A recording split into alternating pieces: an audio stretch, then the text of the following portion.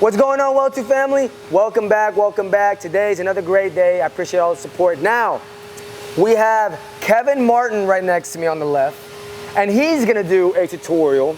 Now, I don't know what he's gonna do, but he's gonna do it, and you're gonna emphasize that more and more. Now, Travis behind me is gonna be the helper. What? Yeah, he's gonna be the helper. That's right. Yeah, he's gonna be Kevin's helper today. And Kevin, can you please emphasize what you're gonna be doing today? Well, today actually I'm going to show everyone how to, it's a little trick. If you don't have your dummy leg ordnance book, or you have to do a dummy leg in the field, or just a quick fix if you need to like move one, I'm going to show you how to do it without having to do a lot of math and a lot of figuring out. It's going to be, it was something that was passed on to me. I want to share with, actually share with YouTube and the Weld-Tube community and all the other welders and fitters out there.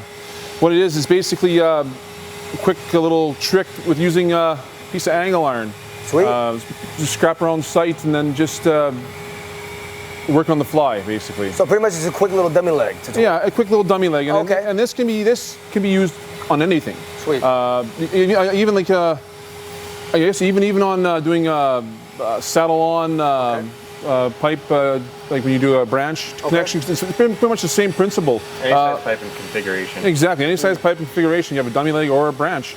And also, you can do it on repads too. Like if you have a repad, you put your dummy leg on there and you can just trace it out really quick, and it's a good process, and it's very handy. Sweet, sweet, sweet. Well, I'm gonna go ahead and let them take care of what they gotta take care of. I'm gonna go ahead and step out.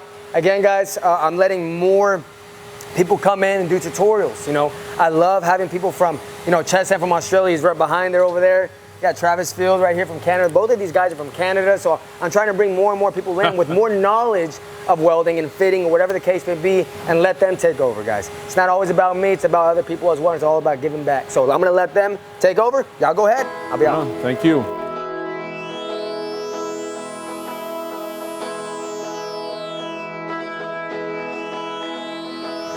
Hi, anyways, well, I'd like to say thank you for the opportunity. I'll just show you this little trick I wanted about how to put a dummy leg on. But my name is Kevin, as Hamar was saying, and I'm a Red Seal Steamfitter Pipefitter from Canada, Alberta. My good friend Travis Fields here is going to be my helper today. He's going to tack stuff. That's right, he's also from Canada. Commonwealth country, yay. Anyway, so we're going to tack up this little dummy leg here, but I want to acknowledge actually who actually showed me this trick. A good friend of mine, he's a welder, his name is Jay. He's from Up 5 Welding in Alberta there. Also, who taught him and showed him is our foreman, Jesse Macarack. Excellent gentleman, good. He's an awesome foreman, awesome journeyman and fitter. We gotta mention Cody Child. Oh yeah, Cody Child should have come. Super jealous that we're here. Should have come. The money will say jelly. He's gonna be super jelly. Yeah. But anyways, well, we'll just get started here. I'll show you the tricks and we'll show you how it's all done. Thank you, guys. Okay, so today we're going to show you, like I mentioned earlier with Hamar and then Travis here, we're going to show you like fit up, and we're going to use today is going to be a 4-inch pipe onto a 6-inch Schedule 80. Schedule 80, yeah, 6-inch Schedule 80. And this is Sched 40 here, but the schedule is not really important, because what we're doing is just basically just marking out and doing a layout of the actual dummy leg and then how the profile goes with the ordnance based on what it would be to the pipe. Yeah, so essentially regardless of whatever configuration we have, this is just an idea. Yeah. So you can use it on any setup you want. This just gives them an idea. Yeah, it gives you an idea. And it works with any type of size pipe to any other size of pipe. So what we're going to do first is we're going to make sure that use a scrap piece if you have available, and this way don't do any damage to the actual pipe and on the pressure envelope that you have to put the dummy leg on. When you do dummy legs, also make sure that you use an appropriate length of piece, and also make sure you have all your heat numbers and identifications recorded for your QC department. So Travis right now is going to just prep the surface there so you can get a good tack. Also, we're going to make sure here is we're going to check it for level, because that's key. Make sure your pipe is level before you tack up. So I'll check it for level really quick. It's not too bad. Looks pretty good. You concur? Yep. Looks good. Looks sexy, right? There. Looks sexy. Well, from there, of course. So what I'm going to do now is I'm going to take my level, I'm gonna put the pipe in the center. Okay, so what you can do is you can have a choice. You can mark the center of your pipe so it keeps it a little bit easier for you, but a lot of times in a field, you usually eyeball stuff, right? This is gonna be all fly by the hip type kind of work. So what I'm gonna do now is I'm gonna put my level on here. I'll put it on this side so you can see.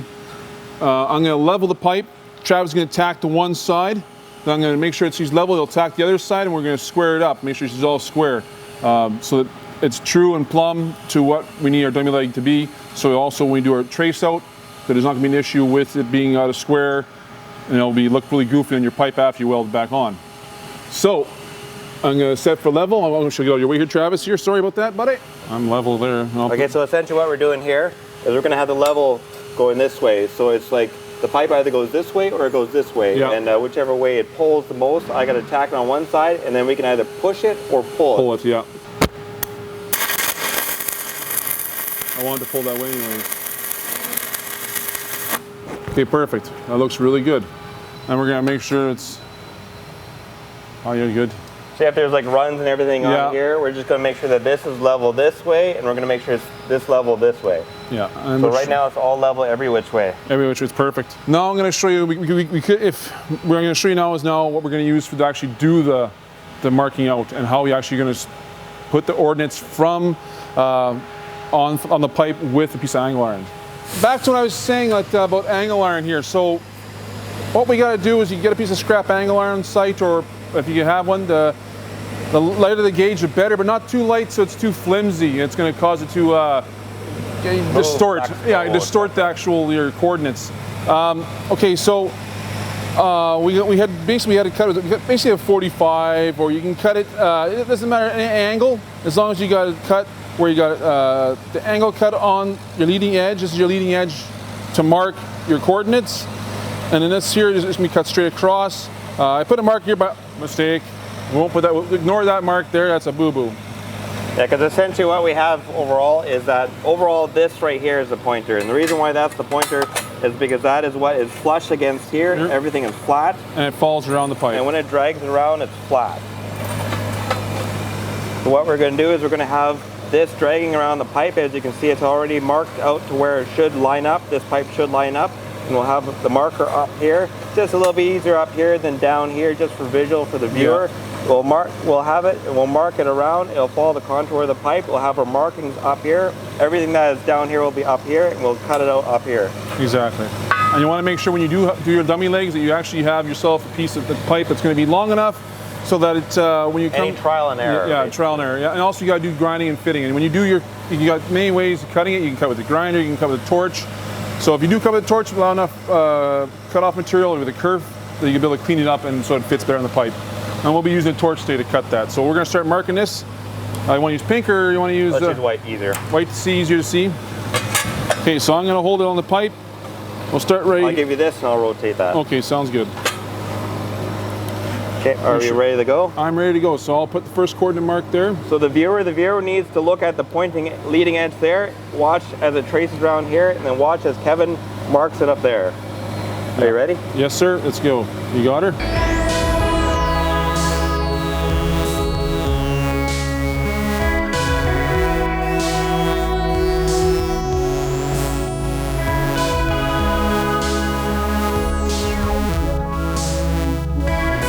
So right now we'll set up the cut. So we'll have to remove the tacks.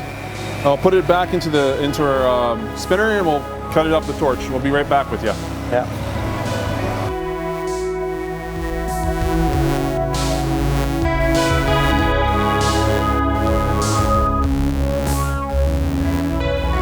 Okay, now we're gonna set up the torch here, and we're gonna get her set up, and we're gonna cut this puppy.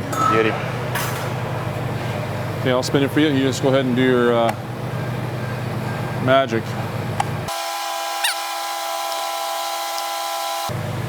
So essentially what we're doing right here is we're just preheating it so it cuts a little bit better. Has nicer kerf lines and cut marks. Yeah, and usually oxyacetylene is very aggressive if you don't get it warmed up enough the metal before you start to cut.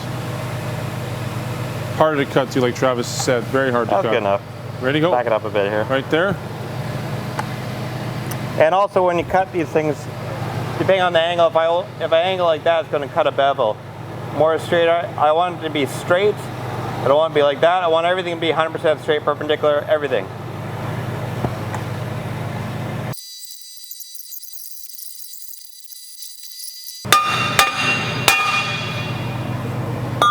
Now we have to recut it. We got it all. We took the little grinder to it to get all the rough edges off. We did a little bit of cleanup with the file inside, just to show you what it looked like after it can cut. It's been cut. But so now what we have to do now is we got to go in and we got to grind the edges, get it so it fits better onto the pipe, more tighter. Get the bevel put on there so we're ready for welding. So we just basically I'll be just massage, as Travis says. Yeah, I'll prep it. We'll prep it and massage the edges a bit there with the grinder, just to get it so she's just perfect. She fits in there nice. This didn't take us that long. Basically, it took more time actually probably just to get in the material and get it all together. But like having your angle iron cut, then it doesn't take long at all, really. Saves you a lot of time trying to find templates, trying to get grab all kinds of like measuring tapes and other types of tools and apps and stuff. So we'll just do a quick little prep on it, then we'll get back to you and we'll show you the finished product. Hey there guys, so what we have here is Kevin here. You've seen the cut previously before. It was rough. Yeah, it was a little bit rough. Kevin massaged it so it has a really nice fit. As you can see, it's a little bit thinned out, tapered out here. To allow for the, yeah. But it's going to have a really nice fit. Nice and tight to the pipe. And sometimes, depending on the application, this is what you may have to do. Yeah. Okay, so we're going to show you how it looks now. We'll set it on. Goes on. Okay. Yeah. And that's how you do a perpendicular dummy leg. Very nice, very nice. Good job, buddy. Thanks for your help. Best helper ever. Oh yeah. Oh, buddy. Thanks, Eli. I just want to say thanks, and I hope you enjoyed this. I know it was it was different. So we use different materials, and basically it's a good process. You can do all kinds of stuff with this thing. You can have like dummy leg, saddle on. You can even, it's very handy to know that. To be able to, if you don't have all your materials, like I said before, you don't have like the templates or that. It's just a good trick to know. And you can throw the angle iron in your box, and you have it for always. It's just a quick little tutorial for someone in a pinch, essentially. Yeah, exactly. Thanks, Travis. And say thanks to South Coast Academy for letting me come down and join Travis. Thanks to Travis Fields for being a good friend and showing me the ropes and some stuff. And thanks to R&R for hooking me up with this nice smock here, welding smock. And weld tube. Let me do this. It's awesome. Mr. Schofield and Mrs. Schofield out there, thank you guys. I see you guys. And got Mr. Chisholm over there running away. Clay Chisholm. Yeah. And then, Amar, Alan, our cameraman, good job, thanks. And just, it's been a pleasure. And all the staff working here at South Dakota Academy, it's been great. I've had such a fun time. And I want to bring this enthusiasm back to Canada from the competition and make show my son and my daughter how to enjoy the trade and to just have a good time. Thanks a lot, guys.